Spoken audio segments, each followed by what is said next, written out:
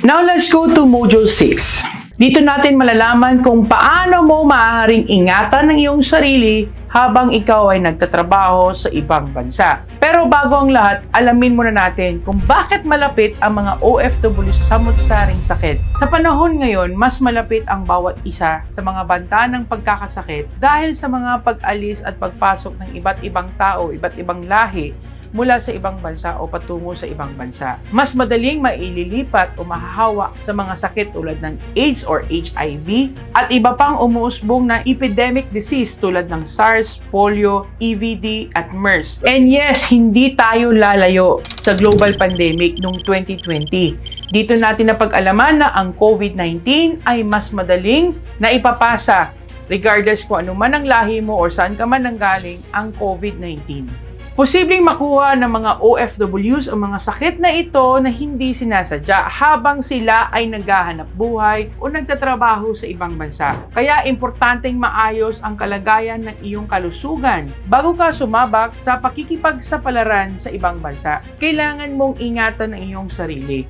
Alamin ang mga posibleng sakit na maaari mong makuha.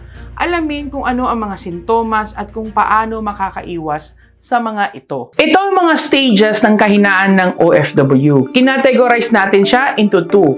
First category is your during the pre-departure stage at yung second category naman ay yung during the on-site. Sa pre-departure stage, dito yung mahal na placement fee. Pangalawa, kaunting kaalaman tungkol sa mga umuusong sakit. Pangatlo, ang hindi pagtanggap sa mga posibilidad na siya ay magkasakit. Pang-apat, mga gawain na nakapagpahina sa kalusugan tulad ng pagpupuyat at saka isa pa yung lifestyle natin. Sobrang paninigarilyo at yung pang-iinom ng alak. With all due respect sa ating mga kasamahan na mahilig uminom at naninigarilyo. Pero pag too much, yun yung result nun. Panglima, hindi isinasabuhay ang mga nalalaman. Aware ka na bawal ito, bawal yan, at dapat ito yung mga iniiwasan mo, still, ginagawa mo pa rin. At pang-aning, hindi pa masyadong alam ang tunay na buhay bilang isang OFW. Yun yung mga kahinaan ng mga OFW during the pre-departure stage. Now, pagdating mo naman sa ibang bansa, ito na yung on-site. So, ito naman yung mga kahinaan ng isang OFW. Una,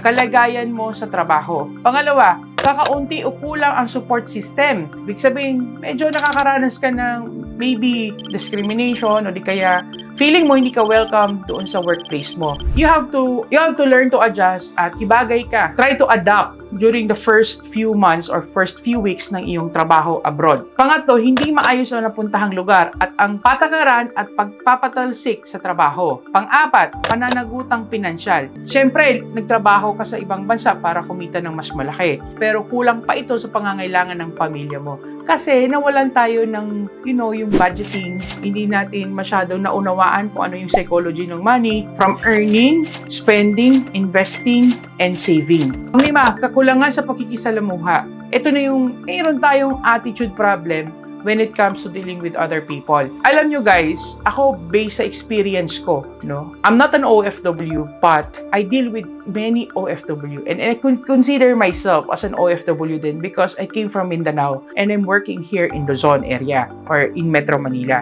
Iba yung kultura natin sa Mindanao at saka dito, so kailangan marunong tayong makisalamuha. There are 4 things na kailangan nating i-deal everyday kapag tayo ay nakikisalamuha o nakikipag-transaction sa mga tao.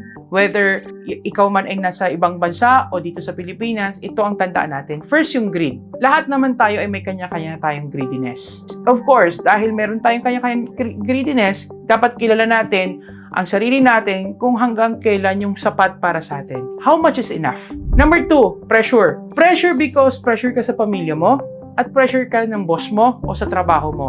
So you need to learn how to maintain that kind of pressure. Hindi ka dapat nagpapa-apekto because that can cause your stress. At yung pag na-stress ka na, yun na rin yung magiging cause ng sakit mo. At nag-develop yan into bad cells at yun, nagkakaroon ka ng critical illnesses. That all this pain from negative thoughts, negative emotion, from all the hurt, from all the bashing I got from the 2022 Vice Presidential Campaign. I got so many bashing. Number 3, kung ang isang gawain mo ay legal ba o hindi o ethical sa mata ng lipunan. Let's have real talk here. Nasa ibang bansa ka, may pamilya kang iniwan, may anak ka, may asawa ka, nagkagusto ka sa ibang tao, doon sa workplace mo, paano yung pamilya mo? Ethical ba siya sa pananaw ng ibang tao? Illegal ba siya? Well, kung male Muslim ka, kung lalaking Muslim ka, you can marry naman, but we're not promoting that, of course, di ba? Kasi kailangan clear ka doon sa pamilya mo. Dahil unang-una sa lahat, umalis ka ng bansa,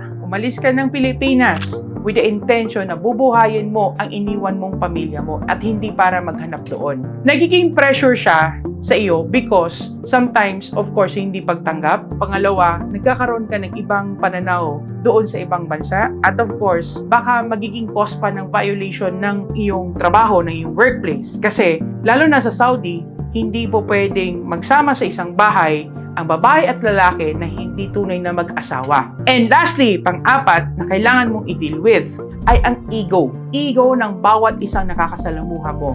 Whether it's your employer, whether it's your licensed recruitment agency, whether it's your co-worker or customer mo, or kung ikaw ay skilled worker, yung customer ng iyong kumpanyang pinagtatrabahuan, and of course, yung amo mo, yung anak. So you're dealing with different kinds of ego, different level of ego na kailangan mong harapin. So be aware of that 4 things na pwedeng makaapekto sa kakulangan mo sa pakikisalamuha sa ibang tao. Because this force very important, lalong-lalo na kapag ikaw ay nasa ibang bansa. Tandaan mo, napakalayo mo sa pamilya mo. So, iwasan na magkaroon ka ng temptation, lalo-lalo na yung pangatlo. Kung ang why mo, ang pinakadahilan mo, kung bakit ka aalis ng Pilipinas para magtrabaho, ay para punan ang responsibilidad at obligasyon mo sa tao o pamilyang iniwan mo, ay dapat nakafocus ka doon. Hindi para maghanap ka ng panibagong partner. At of course, pang-anim, kalungkutan o homesickness o ang pag-iisa.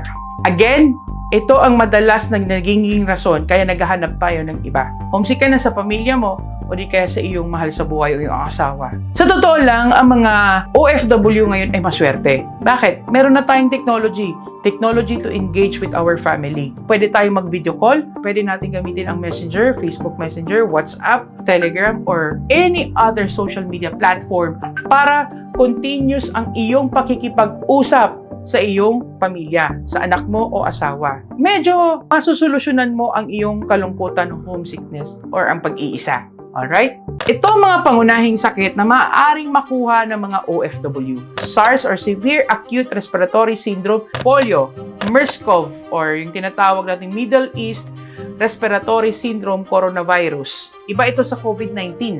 HIV or AIDS, EVD, Ebola virus, at of course, yung pinakabago ngayon, noong 2019 and 2020 lang, yung COVID-19, na pinagmulan naman ng global pandemic. Ang maaaring mga sintomas o mga symptoms ng mga nasabing sakit ay ang pag-ubo, hirap sa paghinga, may lagnat na mas mataas pa sa 100.4 degree Fahrenheit or 38 degrees Celsius, nilalamig o pangangatog, pananakit ng ulo at pananakit ng kalamnan. So paano mo ito maipapasa? Malamang sa pag-uubo at pagbahing. Kaya iniiwasan natin na umubo sa harap ng maraming tao at mag-sneeze, no? Yung pagbahing. Gumamit ka ng tissue. Habang umuubo ka o di kaya mag-sneeze ka. Excuse me po!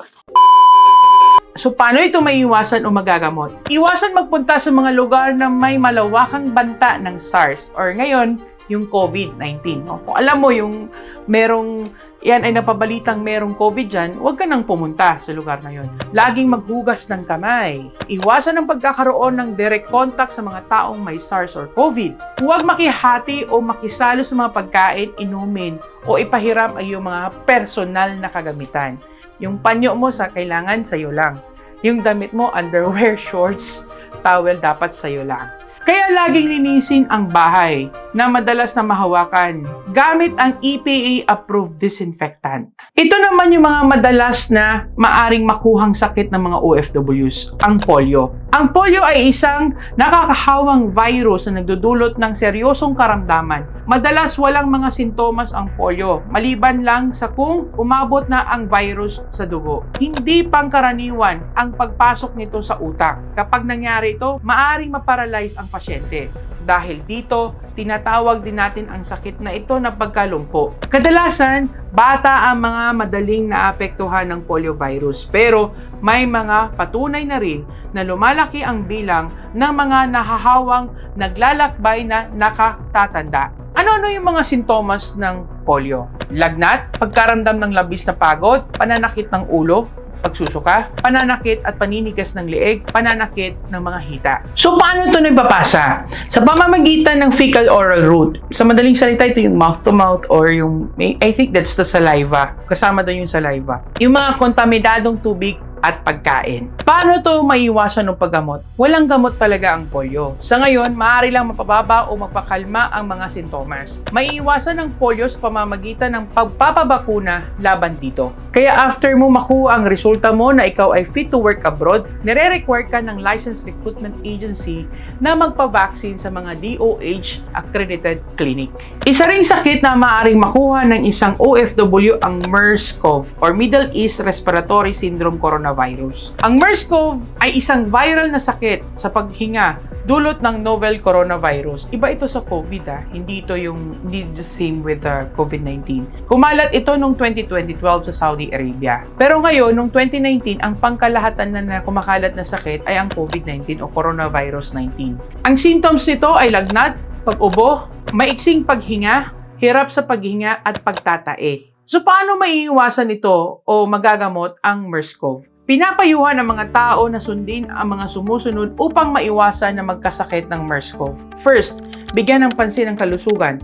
Mag-exercise, it's an immune system. Kailangan ma-boost mo ang immune system mo. Mag-exercise, kumain ng masustansya at balansing pagkain, at matulog sa tamang oras. Huwag kang magpuyat. Number 2, palaging maghugas ng kamay. Bago at pagkatapos kumain, kapag nagluluto ng pagkain, pagkatapos umubo o bumahing, pagkatapos magbanyo, pagkatapos humawak ng mga hayop, kailangan mong maghugas ng kamay. Pangatlo, iwasang hawakan ang iyong mukha, mata, ilong, bibig. Pang-apat, laging linisin ang mga bagay na madalas na hinawakan mo tulad ng doorknobs or handles. Pang-lima, takpan ng bibig kapag umuubo o babahing. Kanang maotching ka, no? Kanang muatching ka, bitaw, close imong siguro, or bago ka muatching, i-close para dili mo kalat ang molecules. Tabuni imong baba. Pang-anim, itapon ng tama ang mga ginamit na tissue. Pang-pito, umiwas sa maamo at sa mga hayop sa bukid, pati na rin mga kamelyo.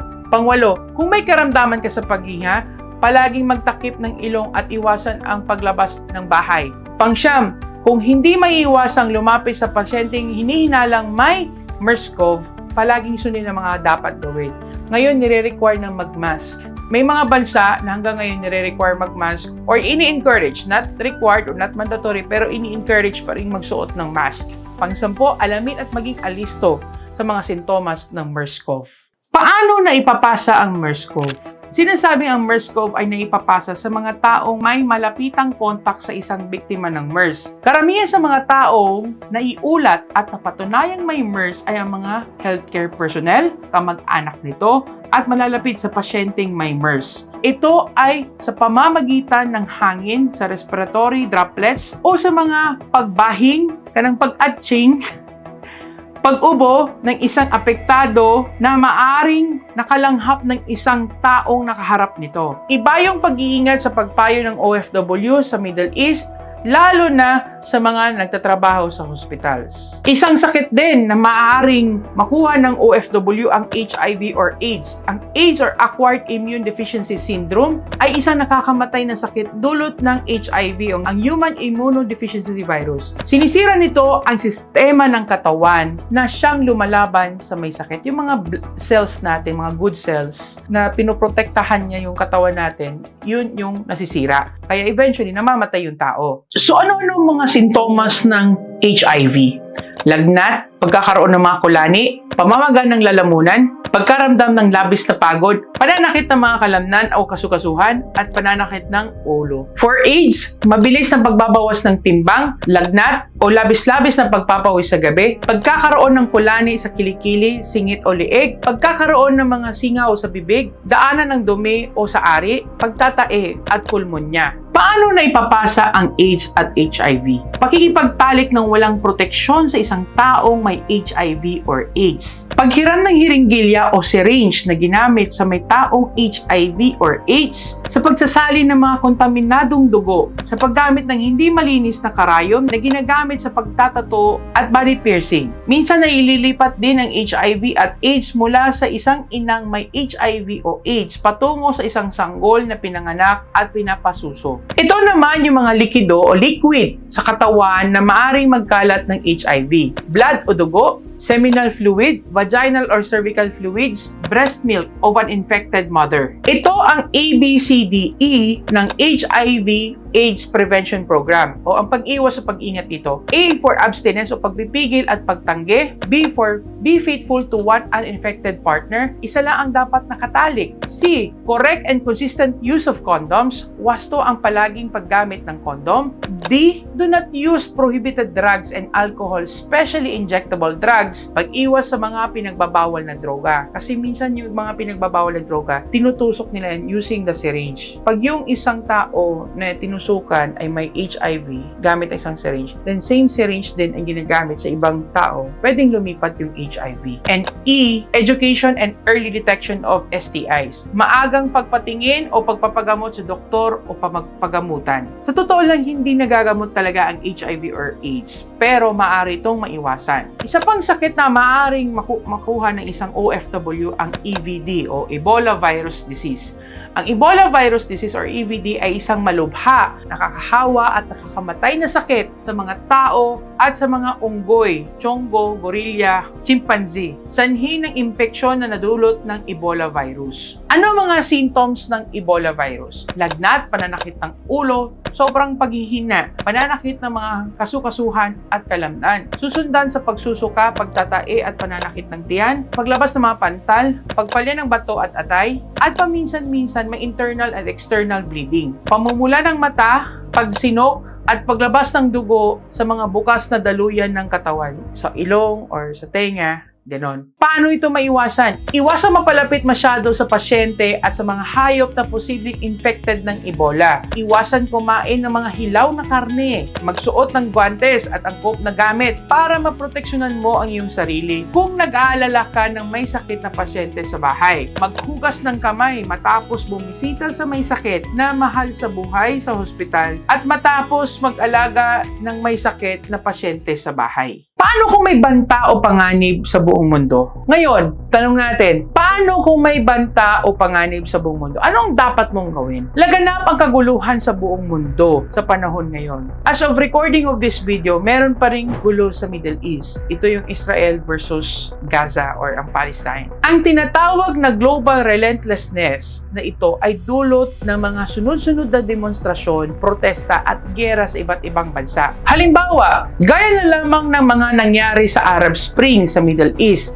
na kung saan pinapatalsik ang mga namumuno sa ilang bansa. Ang mga paglutang at paghasik ng mga karahasan ng grupong ISIS sa Syria, Iraq at Libya, ang walang tigil na pagpapatalsik ng leader sa Thailand, dulot ng walang katatagan sa politika, mga away sa teritoryo ng China at ng mga karatig bansa, mga away na magkakaibang tribo sa Afrika, dekadang sigalot sa pagitan ng Israel at Palestine. Dito recently yung grupo ng Hamas at marami pang iba. Kung saan may krisis, may mga OFWs na naiipit sa gulong hatid nito. Huwag mag-alala dahil ang Pilipinas ay may Emergency Contingency Plan. Ito ay isang uri ng crisis alert system na nagsisilbing basihan para sa emergency repatriation at deployment restrictions sa mga apektadong bansa. So ano naman ang mga alert warning levels, ang mga antas ng mga babala? Ito ang laging pinapatupad ng DFA. Sa tuwing may krisis o kaguluhan sa ibang bansa, agad-agad na maglalabas ng alert level ang DFA ayon sa bigat ng sitwasyon. Kung lumalala ang krisis at naging banta na ito sa kaligtasan ng mga Pinoy, itinataas ng Pilipinas ang antas ng babala na kusang loob o kaya ay sapilitang pagpapauwi o repatriation. Ito yung tinatawag nating mass repatriation ng mga OFWs. Ang alert level system na ito ay siya rin ang gabay ng DMW Governing Board sa pagdedesisyon kung kailangang payagan o pansamantalang itigil ang pagpapalabas ng mga workers sa ibang bansa na apektado ng giyera o krisis. As of recording of this video, may 4 na klasifikasyon ng alert level na ipinapatupad ang Department of Migrant Workers at Department of Foreign Affairs. Una, pag-ingat o babala. Ito yung precautionary or warning phase. Pangalawa, paghigpit o restriction phase. Pangatlo, kusang loob na pagpapauwi o voluntary repatriation. At pang-apat, sapilitang pagpapauwi ng mga Pilipino o mandatory repatriation for all our citizens. Sa unang alert level, ang pag-ingat o pagbabala or precautionary or warning phase, ang mga indicators nito ay ipinapalabas kung merong makikitang sinyales o pagbabadyang kaguluhan sa loob ng isang bansa o kaya naman ay galing sa labas ng bansa. Kaya ang measures taken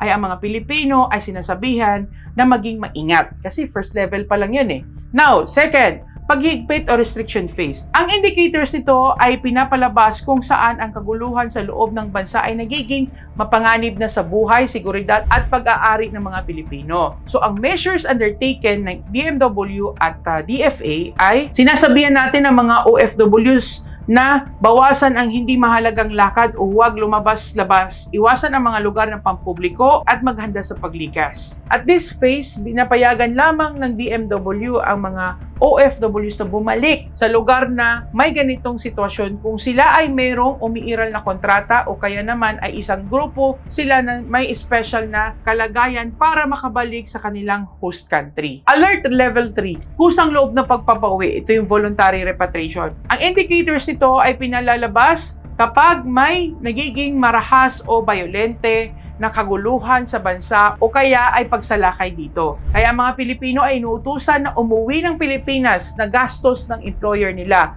o kaya ng ating gobyerno. Binabawal na dito ng DMW ang lubos na pangkalahatang pagpapadala ng OFW sa bansang apektado. Alert level 4, ito na yung pinakamataas, sa pilitang papauwiin ng mga Pilipino. Mandatory repatriation of all our citizens. Ibig sabihin, OFW man o yung mga resident visa lang. O kaya basta't Pilipino, regardless kung OFW doon or hindi, nilalabas ang alert na ito kung may malawakang kaguluhan sa ibang bansa. Sa pilitan na itong iuwi ng ating gobyerno ang lahat ng mga Pilipino. Ipinagbabawal na dito ng DMW ang lubos na pangkalahatang pagpapadala ng OFW sa bansang affected. Mga katatag, may banta ng panganib sa kaligtasan at kalusugan saan mang sulok ng mundo. Isa sa mga pinaka-epektibong paraan para makaiwas at manatiling ligtas ay ang palaging pakikibalita sa mga kaganapan at pagsunod ng mga babala ng mga otoridad tulad ng DMW, Immigration,